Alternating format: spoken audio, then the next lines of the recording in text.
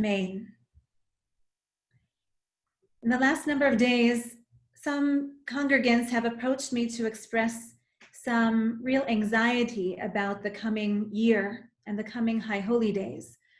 I think it is daunting to imagine beginning a new year when we don't know what will be.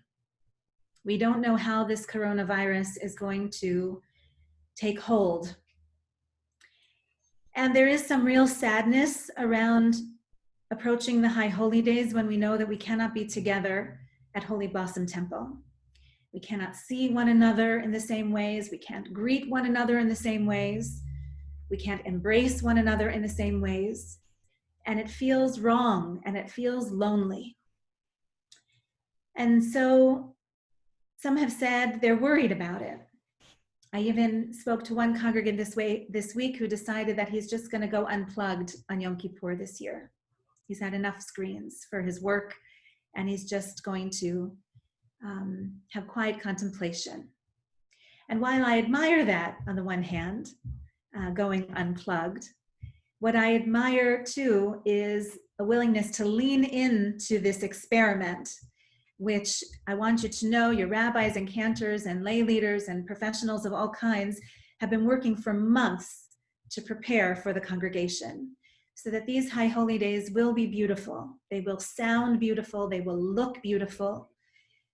The temple board has decided to invest in cameras and high functioning audio, sound equipment, and the professional production team who knows how to pull it all together. So in fact, next Shabbat is our first experiment with that, those new gadgets and tools that we will have for the High Holy Days. So I hope you'll come and enjoy a new sound. Same cantors, just a new sound. So with all that worry and anxiety that might be building as we're approaching the new year, I want to share a little excerpt from Masechet Ta'anit with you. You remember Rabbi Jason Rosenberg, who was our assistant rabbi for many years at Holy Blossom, and he has gone on to lead his own congregation in Tampa, Florida, and he invited me to be a part of a podcast that he's preparing and asked me to teach a little text. So this is what I brought to him this week, and it went so well I thought I'd share it with you too.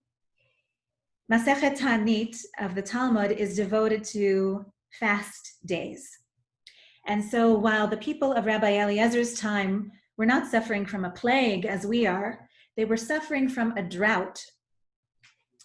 And so Rabbi Eliezer decreed a complete cycle of 13 fasts upon the congregation.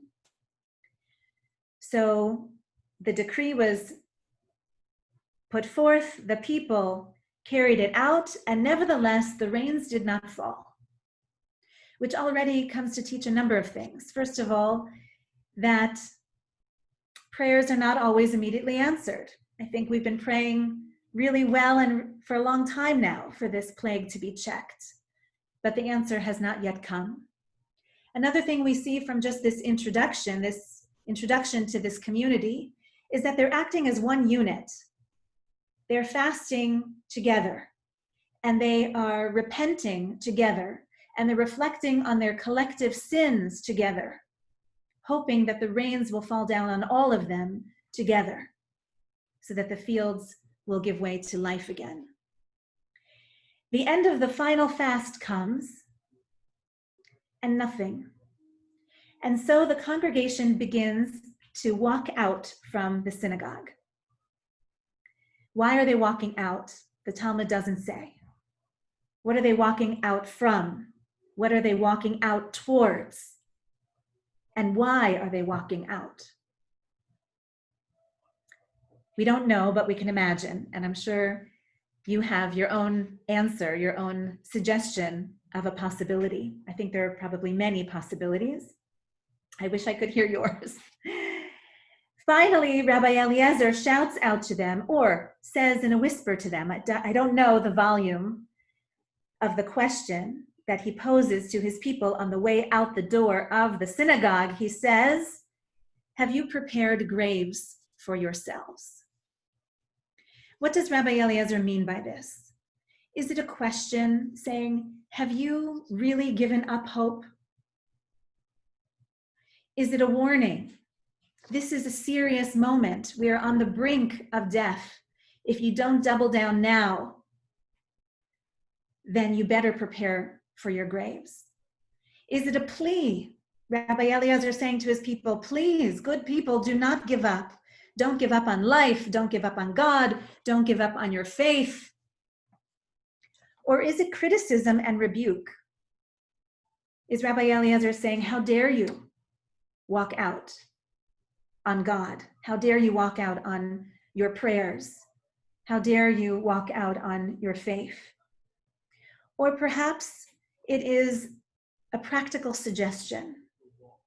Have you prepared graves for yourselves?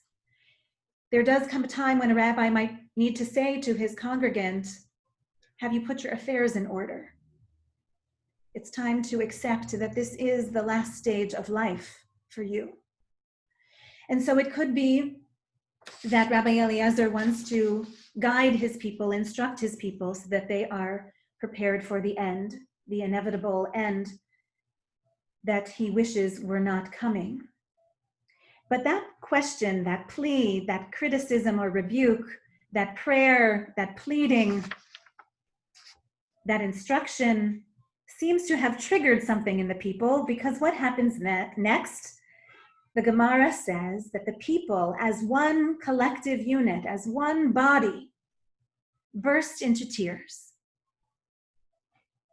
There was something in that challenge, or in the reality check that Rabbi Eliezer provided, that enabled the people to dig down even more deeply than they had before. 13 rounds of fasts, wasn't that enough?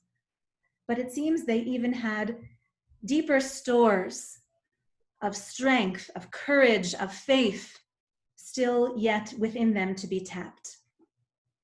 And wouldn't you know it, just then, the rains began to fall. And we can imagine that the tears of the congregation were intermingled with the raindrops that fell. Now, I'm not suggesting, and I don't think the rabbis of the Talmud were suggesting either, that this is the way prayer works in such an immediate kind of way.